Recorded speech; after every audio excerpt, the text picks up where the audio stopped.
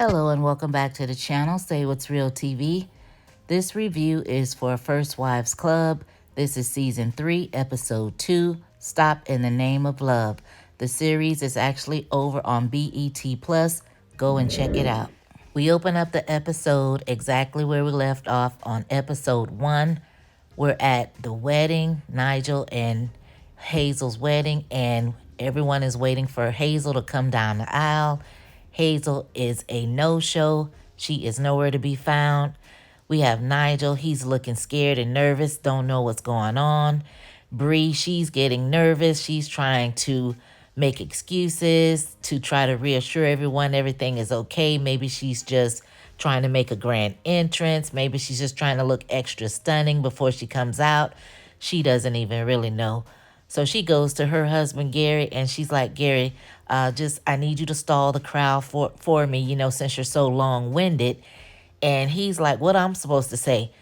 The whole time she's talking to him, trying to get him to go on stage, he's looking at her breast, and she's like, well, what are you looking at? He's just like, basically, they're just staring me in my face. I'm like, Gary, get your butt up there. So he goes up there to talk to the crowd. And, of course, it's just some kind of awkward conversation. He really doesn't know what to say. But as he's doing that, the girls, they head over there to talk to Hazel. We get in there, and Hazel is pacing back and forth. And she's having some type of anxiety attack, talking about how her nail polish is not the right color nail polish and who gets married with this color. And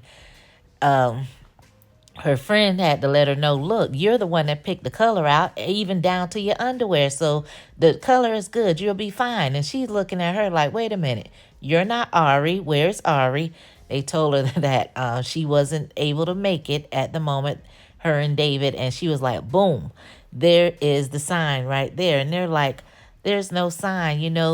You're Hazel. You've performed. You shouldn't be that nervous. You've performed in front of thousands of people before, so this should be nothing. She was like, well, this is different. And she basically tells them that she doesn't think it's just cold feet, and that, she don't think she can marry Nigel. We go back 3 weeks prior to the wedding. We see Nigel fixing breakfast for the ladies. It's Jayla, Bree, and Hazel. Hazel, she's flirting with Nigel, grabbing all on his butt in front of the ladies, embarrassing him, and they're teasing her about it. So she tells them since she has been perimenopausal that she's been extremely horny. And Jayla says she's not looking forward to any of that, the hot flashes, mood swings, or the insomnia. So Hazel says she is just focusing on the positive of it all, and basically she hasn't had a cycle in like months. And her and Nigel, they're over there living it up, doing the damn thing. Bree tells Hazel, look, you need to be careful of those missed cycles because a lot of women who are premenopausal, they tend to ovulate a little more and they end up with a change of life baby. All Hazel heard was baby, and she looked shook in the face. She was like, oh, my God. So Jayla tells her, like, well, as long as you're using your birth control, you should be fine. Hazel is like, Father Time is my birth control. Basically, she's not using any. And she looks at Bree and was like, well, why you didn't tell me this before? And Bree tells her, look, I'm not your mother, and I am an orthopedic surgeon. Basically telling her I'm not your gynecologist.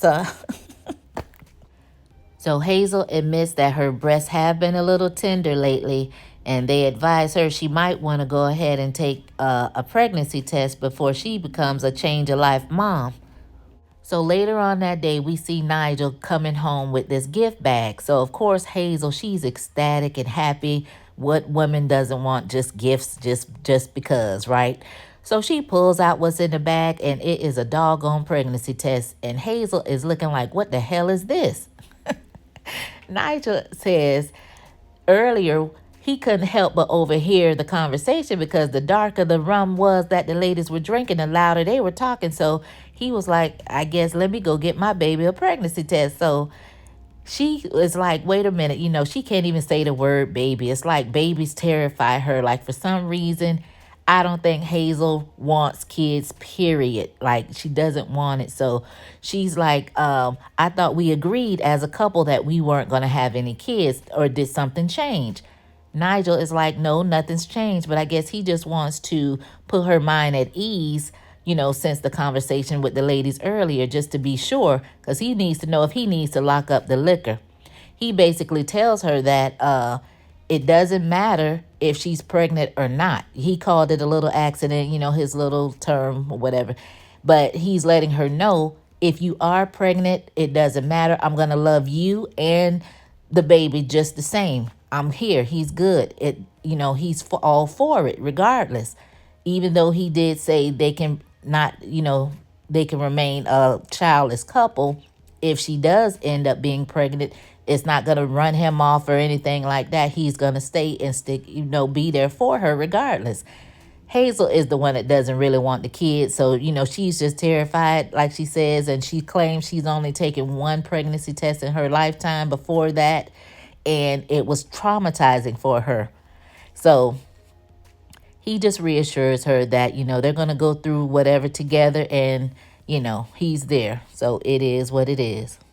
Hazel, she's on the phone with Jayla, telling her that she's going into the office to work because she doesn't want to work from home because of Nigel. I guess he's harassing her about taking the pregnancy test, and she has yet to do it. Jayla, she's over there saying that the information Versace gave her about the whole merger thing, she has to stay on her P's and Q's, so she wants to make sure she's on top of her game. So Hazel, she sees Regina sitting at her desk with a client or someone, and she's like, girl, hell no. I'll call you back later. So Regina, with the audacity, is like, do you mind? Like, how dare you interrupt me in my meeting, And Hazel is like, yeah, I do mind because you're at my desk, basically. Like, what are you doing at my desk? Regina tells her, like, girl, you haven't been here in weeks. And, like she felt like, I guess she feels like she could just, take over. So she tells her, look, I had to already kick you out of my house. Now I have to kick you out of my office space. She's like, I can't do it. It's just too much. It's too much. Regina is like, girl, it's not like living with you and Nigel was all of that anyway. With all that sexing and all that y'all was doing, felt like I was in the dorms of Pornhub. Hazel was like, girl, you jealous much? So basically, Regina told her, look, I am your number one artist here, and I feel like I deserve my own space. So Hazel, she kind of agreed. She couldn't really say anything. So she said, I'll see what I can do and look into some things and, try to work it out. And now Regina is a happy camper. So we're 2 weeks before the wedding, and now we see Nigel. He's nervously awaiting Hazel to take this pregnancy test. She comes out of the bathroom and they get to talking, and she's like, I just don't want you to be disappointed. He tells her he could never be disappointed because he has the most beautiful woman on his arms, and no pregnancy test is going to change that. So he says he's tired. He gets on one knee and they reenact the whole proposal thing and again or whatever. And then the results come in. We indeed see the test, and it is negative. I think that Hazel, I think she was relieved and happy about it, but I felt like Nigel was slightly disappointed in the results, and I think Hazel noticed that because she asked him, was he okay? And he says that he was great, but I think deep down, low key, he wanted it to be positive, but it's cool. He tells her, look, let's go ahead and do the things that we do that make you have to take those tests anyway. So basically Nigel like, hey, let's do what we do to try it again. We're still 2 weeks before the wedding, and Hazel comes up with this plan to try to get her wedding at this particular venue that she likes. So she invited all her friends to come out and try to, I guess, be introduced to the event manager. So Bree and Ari text her. They both text her and tell them that they can't make it. Bree, she got out calendared by Gary, and Ari just says that she's going to send David in her place. So everyone else comes in. You have Jayla, Maxine, David does make it there, and then Regina comes in. So we see the event manager, Evelyn, and Hazel introduces herself as she's walking by. She stops her and talks to her, whatever, and introduces herself. And the lady was like, I know who you are, whatever. So she was like, oh, well, let me introduce you to my friends or whatever. So she introduces everyone, and Evelyn says she'll send a bottle of champagne to the table. And Hazel tells her that, yeah, we're all celebrating my engagement.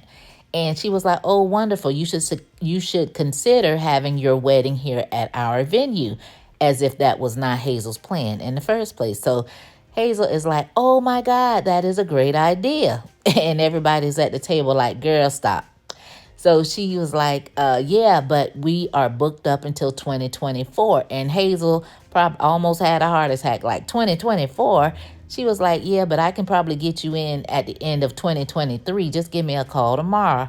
And, she was like, girl, you'll be glad that you waited the time. So Evelyn leaves, and Hazel is sitting there looking crazy like, I do not want to wait till 2023 to marry my Nigel.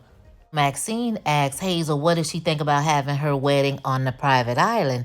And of course, Hazel's looking all dreamy eyed like that would be nice. But do they have Airbnbs for private islands? And Maxine says, well, you don't need one when you could just woo the owner. And, everybody's looking around like, girl, what are you talking about? Like, we don't understand. Like, what's up with that? She says, well, I'm the owner of one. So Jayla says, wait a minute, hold up. I don't remember nothing about a private island in the middle of the divorce settlement. And she was like, girl, calm down, calm down. My ex might have pulled the wool over my eyes, but, I'm not going to get caught slipping. She says, technically, I don't own one, but it belongs to my mother in the Bronx. So they was like, I know that's right. So Hazel, she agrees, she accepts, and she gets ecstatic about it. And Maxine lets her know there's a condition. You have to get married in 2 weeks because she got other things going on. So it has to be done in 2 weeks.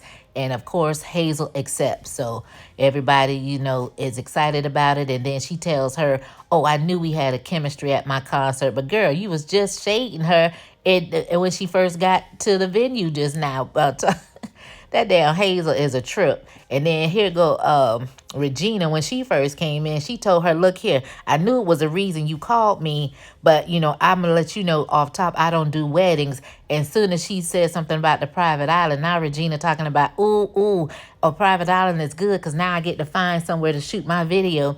So Hazel says, oh, I thought you didn't do weddings. She said, oh, I don't, but I will do weddings when it comes to a private island. So it's 1 week before the wedding, and we have Versace and Hazel. They're in the doctor's office, and Versace is like, I'm confused. So now you mean to tell me you want to have kids? So she was like, no, I don't want to have kids. I was relieved when the pregnancy test was negative. I just noticed how disappointed Nigel was. And he's always interacting with his nieces and nephews, and I see how he is with them. And on occasion, he mentions the little accident here and there. So basically, she knows deep down that Nigel wants kids. He just goes with the flow. And we know that Hazel doesn't want any kids. So apparently, she's at the doctor's office because she wants confirmation in her head 100% that she cannot have kids. So that way, she does not feel guilty about not being able to give him a child. So Versace says, well, excuse me, but why am I here? So she says, I needed moral support and I wanted you to drive because I don't like to drive. So Versace says, oh, because I thought you was trying to ask me for my eggs. And I'm going to need all my eggs because I'm trying to have at least 6 kids. So Hazel was like, no, I don't want your DNA child because, that would mean your dad would be part of that. And I guess she wants no parts of Versace's dad's with her kids. So she says, no, ma'am.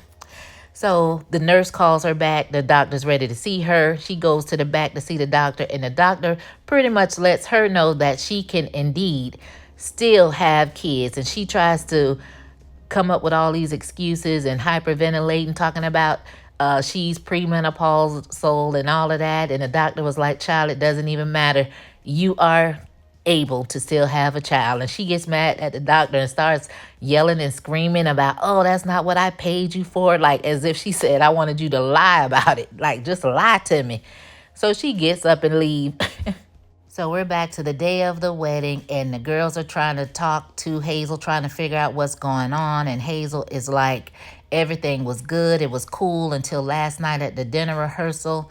Everyone was talking about how major sacrifices and love and all of this, and she realizes that she hasn't sacrificed a damn thing. So they were trying to give examples of what she may have sacrificed, and they couldn't come up with one. Bree is so funny. She was like, "Oh, girl, I'm a little hungover right now, but I'll get back to you."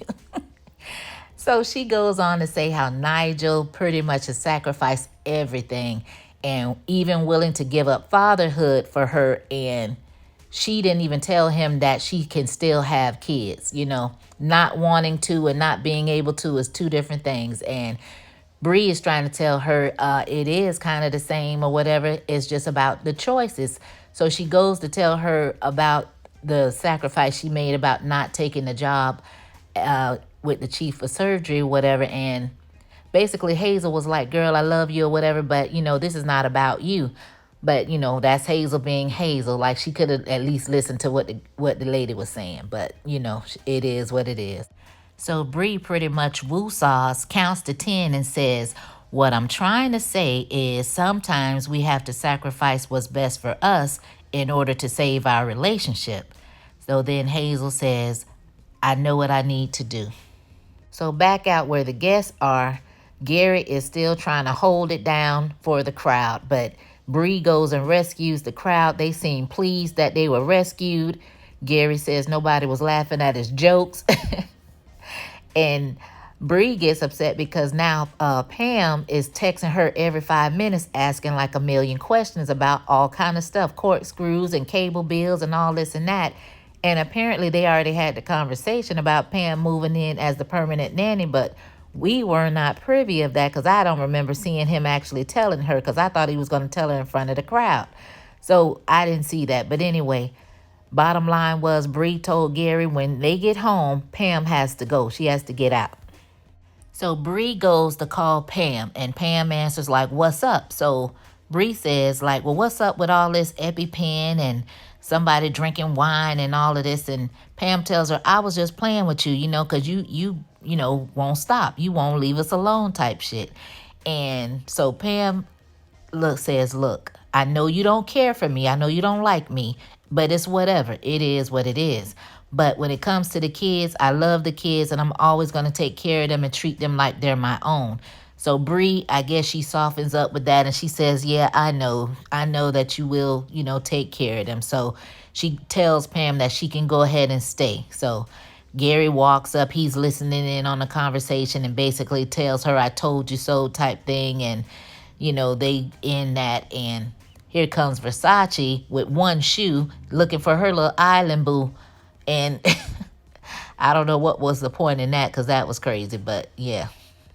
So Nigel goes in to talk to Hazel, and she basically tells him she went to the doctor and found out that she can have kids. So Nigel went to hollering like, "Oh, that's the best news ever. That is great."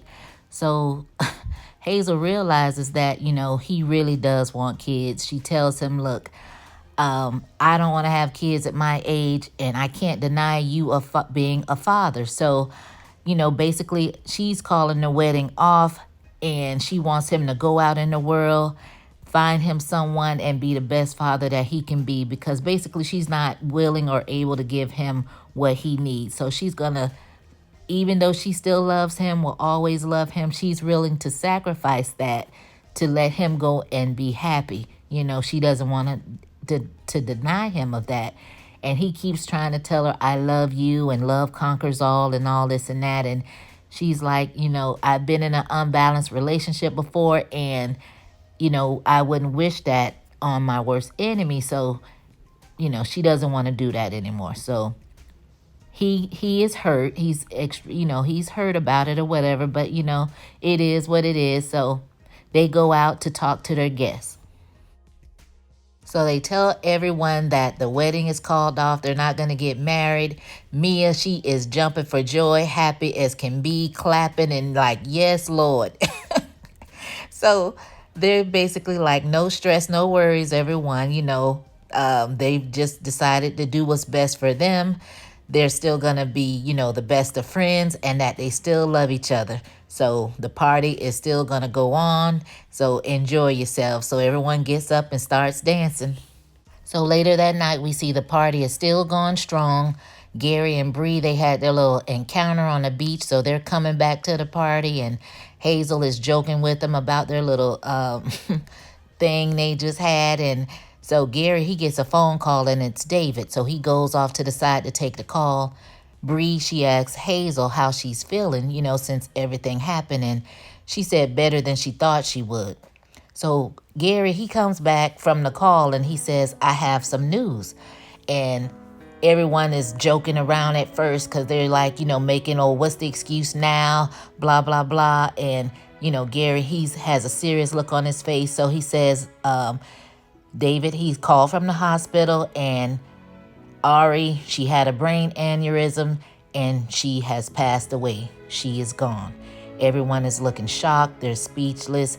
They can't believe what they just heard. And the episode ends there.